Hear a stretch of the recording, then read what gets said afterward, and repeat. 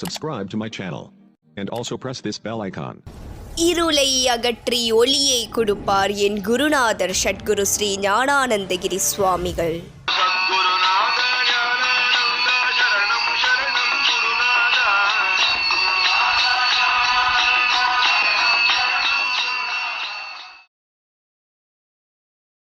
அனைவருக்கும் வசந்தாவின் வணக்கம். ஸ்ரீ ஞானானந்த தரிசனம் 8ஆம் அத்தியாயம்.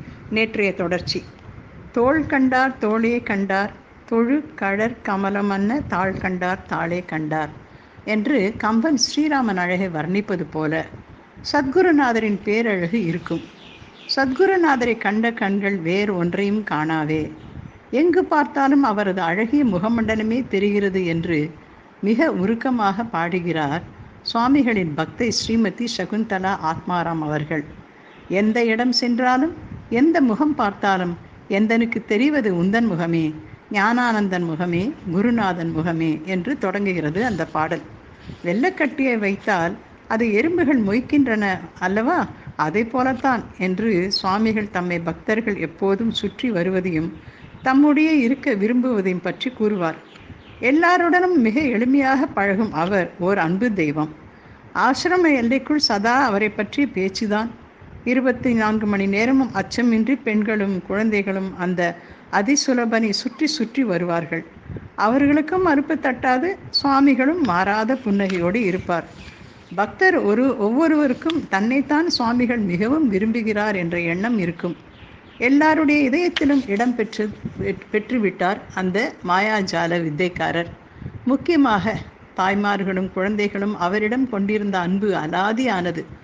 கண்ணனிடம் கோபிகைகள் பக்தி எப்படியோ அவ்விதமான பிரேம பக்தியை குருநாதரிடம் அவர்கள் கொண்டிருந்தனர். இதை கண்ட பிரான்சு தேச துறவி அபிக்ஷிக்னானந்தர் சுவாமிகளின் தூய அன்பை ஒரு ஞானி அடைந்துள்ள சர்வாத்ம பாவத்தின் முக்கியமான அடையாளமாக கண்டு கழிக்கிறார். ஞானானந்தரின் முழு உருவமும் கனிந்த தூய்மையான அன்பையே பொழிந்தது. அந்த அன்பு பூரணமாயும் எல்லாரிடத்தும் சமமாயும் நிறைந்திருந்தது. அவருடைய அன்புக்கு பாத்திரமாக ஆவது என்பது தனித்த ஒரு பெரும் பற்றின்மையை உள்ளத்தில் பாய்ச்சியது. யார்தான் மற்றவர்களை காட்டிலும் தனித்ததொரு விசேஷமான அன்புக்கு பாத்திரமாவதை விரும்ப மாட்டார்கள்? அதே சமயத்தில் ஒவ்வொருவரும் அவருடைய பூரண அன்பில் அமிழ்ந்திருப்பதாக உணர்ந்தார்கள். ஞானானந்தரின் பார்வையில் எல்லா பேத உணர்ச்சிகளும் முற்றிலும் மறைந்தன. எவன் ஒருவனையும் ஆன்மீக நோக்குடனேயே ஆத்மஸ்வரூபமாகவே அவர் கண்டார். பிரம்மம் பூரணமாக உள்ளது என்பதை உபனிஷத் மந்திரம் கூறுகிறது. அதாவது பிரம்ம வஸ்து பூர்ணமானது, அதிலிருந்து தோன்றியிருக்கும் இந்த படைப்பு எல்லாமும் பூர்ணம், இன்னும் தோன்றாமல் அவ்வியக்தமான நிலையில் உள்ளதும் பூர்ணமே, நிறைவில் இருந்து நிறைவு வெளியான பிறகும் நிறைவே மிஞ்சுகிறது என்று அதற்கு பொருள். எல்லாரிடமும் ஞானி சொரியும் அன்பு பூரணமானது. அவர் இதயத்தில் வெளி காண்பிக்காமல் இருக்கும் அன்பும் பூர்ணமானது. என்றும் நிறைவாய் உள்ள அன்பே அவரது வடிவம். அது அள்ள அள்ள குறையாது. சர்வாத்ம பாவம் இத்தகைய அள்ள அள்ள குறையாத பேரின்பமாக திகழ்கிறது. பாமரராயினும் பண்பினராயினும் புண்ணியவானாயினும் பாவியாயினும் எல்லோரிடத்தும் சமம் என்னும் பிரம்மத்தையே பார்க்கும் சமதர்சி அவர். இத்தகைய பிரம்மானுபவத்தை பெற்ற ஞானியின் லட்சணத்தை ஈசாவாசிய உபனிஷத்து தெளிவாக உரைக்கிறது. எவன் இருப்புள்ள அனைத்தையும் ஆத்மாவின் இடத்திலேயே பார்க்கிறானோ, இருப்புள்ள அனைத்திடத்தும் ஆத்மாவை பார்க்கிறானோ, அப்போது எதையும் வெறுப்பதில்லை. எப்போது இருப்புள்ள அனைத்தும் ஆத்மாவாகவே ஆகிவிட்டதோ அப்போது ஒற்றுமையை கண்ட அவனுக்கு மயக்கமேது, துக்கமேது? அவரது தூய அன்பு பத்தித்தர்களையும் பாவனமாக்கியதே. அவர் புரிந்த பல வித்தைகளில் மிகச் சிறந்ததாகும்.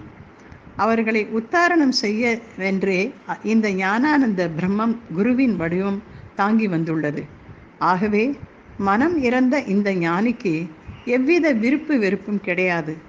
மிகவும் துல்லியமாக இருக்கும். அந்த சத்வகுணம் நிறைந்த மனம் இறைவனது தூய அன்பையே பிரதிபலிக்கும். அன்பு வடிவமான இந்த ஞானி சிவமே அல்லவா? உணர்ந்த பாவமெல்லாம் பரிபூர்ணம் முன் இருந்த ஞானி விழிப்பட ஓடும் என்பதல்லவா ஆன்றோரின் வாக்கு. ஒரு நாள் சத்குருநாதர் ஒரு பக்தையிடம் இருந்து 2 பழங்கள் வாங்கி கொண்டு அவற்றை தன்னிடமிருந்து எப்போது வேண்டுமானாலும் திரும்பி பெறலாம் என்று கூறினார். ஆனால் சிறிது நேரத்தில் அவற்றில் ஒன்றை அவரே புசித்து அருளினார். இதை பார்த்த அந்த பக்தை தான் தந்த 2 கனிகளையும் தருமாறு வேண்டினார். இதோ நீ கொடுத்த பழம் என்று சொல்லி ஒரு பழத்தை அவளிடம் கொடுத்தார். அந்த மாதும் விடாமல், சுவாமி, நான் 2 பழங்கள் கொடுத்தேனே என்றாள். சுவாமிகள், இதோ இன்னும் ஒரு பழம் என்று அவள் கையில் இருந்த அதே பழத்தை சுட்டிக்காட்டி சென்று விட்டார். சுவாமிகளின் செய்கையின் அர்த்தம் அவளுக்கு புரியவில்லை. இதை அறிந்த சுவாமிகள் அவளிடம், நம்மிடம் நல்வினை தீவினை என்ற 2 பழம் இருக்கு, அதில் தீவினை பழத்தை சுவாமிக்கு கொடுத்துவிட்டு நல்வினை பழத்தை நாமே வைத்துக்கொள்வோம் என்று அன்பு கனிந்த பார்வையுடனும் புன்னகையுடனும் அருளினார்.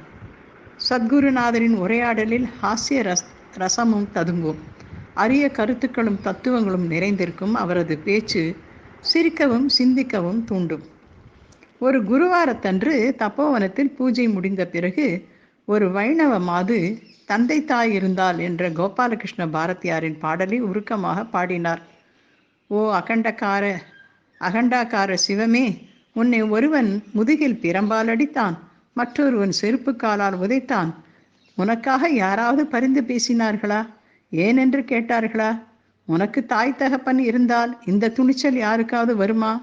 தாய் தகப்பன் இல்லாத குறை உன் தலைவிதி வருந்து என்ற கருத்துடைய பாடல் அது. சுவாமிகள் இதன் உண்மை கருத்து யாது என ஒவ்வொருவரையும் கேட்டார்கள். பாட்டுத்தான் தெளிவாக இருக்கிறதே, கருத்தும் அதிலேயே அடங்கியிருக்கிறதே என்றுதான் சிலர் பதில் சொன்னார்கள். உடனே அங்கிருந்த ரங்காச்சாரியார் என்ற வழக்கறிஞரை பார்த்து, என்ன பெருமாள், அடுத்த பிரசங்கத்திற்கு பொருள் கொடுக்கிறேன், எல்லாரும் கேளுங்கள்.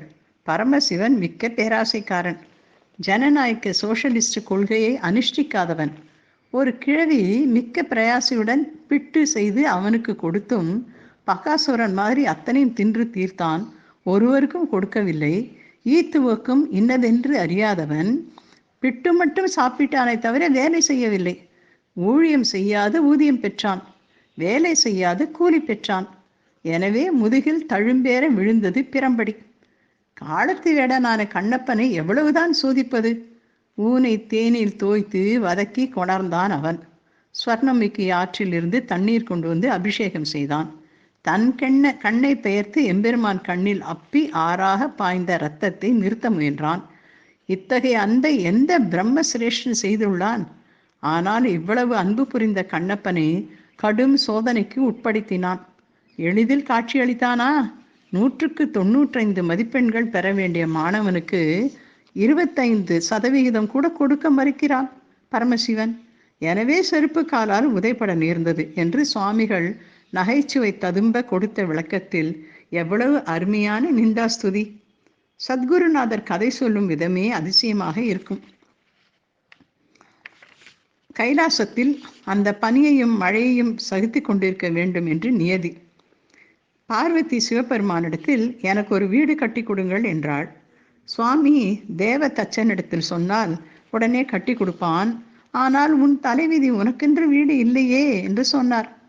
பார்வதி, இதெல்லாம் பெண்களை ஏமாற்றுவது, நீங்கள் நினைத்தால் ஆகாது உண்டா என்று அடம் பிடித்தாள். என்ன செய்வது? தேவதச்சனிடம் சொல்லி ஒரு வீடு கட்டி கிரகப்பிரவேசம் செய்து அதற்கு வந்தவர்களுக்கெல்லாம் தக்கபடி மரியாதை செய்தார்கள். அதற்கு ராவணனும் வந்திருந்தான். அவன் தனக்கு வேண்டியதை கடைசியில் கேட்கலாம் என்று இருந்தான். இன்னும் யார் யார் இருக்கிறார்கள், என்ன வேண்டும் என்று பகவான் கேட்கவே ராவணன், இதோ நான் இருக்கிறேன், எனக்கு இந்த புது வீட்டை அர்ப்பணம் செய்து விடுங்கள் என்று கேட்டுக்கொண்டான். உடனே ஈஸ்வரன் பார்வதியை பார்த்து, பார், உனக்கு தலைவிதியில் வீடு இல்லை என்று அப்பொழுதே சொன்னேனே, கேட்டாயா என்று சொல்லி அந்த வீட்டை ராவணனுக்கு கொடுத்துவிட்டு கைலாசத்திற்கு திரும்பி விட்டார். தலைவிதி யாரை விட்டது?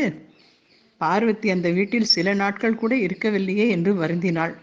அவ்வளவுதான், நினைப்புதான் பிறப்பு. சீதா பிராட்டியாக வந்து அவதரித்தாகிவிட்டது. அப்பொழுதாவது தலைவிதி விட்டதா? ஈஸ்வரன் ராமனாக வந்ததும் தசரதன், நீ அம்மா சொன்னபடி காட்டிற்கு போக வேண்டும் என்றார். சீதா பிராட்டியின் தலைவிதியில் வீடு இல்லையே, அதுதான் அதற்கு காரணம். ராவணனுக்கு பார்வதி தான் சீதையாக வந்திருக்கிறாள் என்று தெரியும். அவன் அவளை அந்த வீட்டில் கொஞ்ச நாளாவது தங்க வைக்க வேண்டும் என்று நினைத்தான். நீ உன் வீட்டிற்கு வந்து அசோக மரத்தடியில் சோக வடிவாக இருக்க வேண்டும் என்பதற்காகத்தான் சீதையை லங்கைக்கு கொண்டு வந்து விட்டான். எல்லாம் சங்கல்பம், நினைப்பு, அதனால்தான் பிறப்பு. இதை நன்கு தெரிந்து கொள்ள வேண்டும். எப்போது சீதாதேவிக்கு தான் பார்வதி தனது வீட்டின் மேல் இருந்த ஆசையால் தான் இதெல்லாம் நடந்தது என்ற நினைவு வந்ததோ உடனே ராமன் அங்கு வந்து திரும்பி அயோத்திக்கு அழைத்து சென்றார். பரமேஸ்வரர் நந்தியிடம், நான் ராமனாக அவதரிக்கும் போது நீ ஹனுமானாராக வந்து எனக்கு தொண்டு செய் என்றார். அதனால்தான் ஹனுமானுக்கு ராமனிடம் அவ்வளவு பக்தி. இதெல்லாம் ஏட்டிலே இருக்காது, இது அந்தரங்க ராமாயணம். ஸ்ரீராமன் தான் ஆத்மா. மனம் என்பது அவருடைய பட்ட மகிழ்ச்சியாக சீதை. அந்த மனதை ராவணன் எடுத்து போய்விட்டான். ஆனந்தமான அயோத்தியை விட்டு நரகமான இலங்கைக்கு செல்ல வேண்டியதாயிற்று. தன்னை விட்டு பிரிந்து மனதை சேர்ந்து ஆனந்தமான அயோத்திக்கு திரும்பி வந்து பட்டாபிஷேகம் முடித்தார். இத்துடன் ஆத்மாராமன் கதை முடிந்தது. இந்த ஆத்மாராமன் தான் நம்முள் எப்போதும் இருப்பவர். இதனுடைய தொடர்ச்சியை நாளை காண்போம்.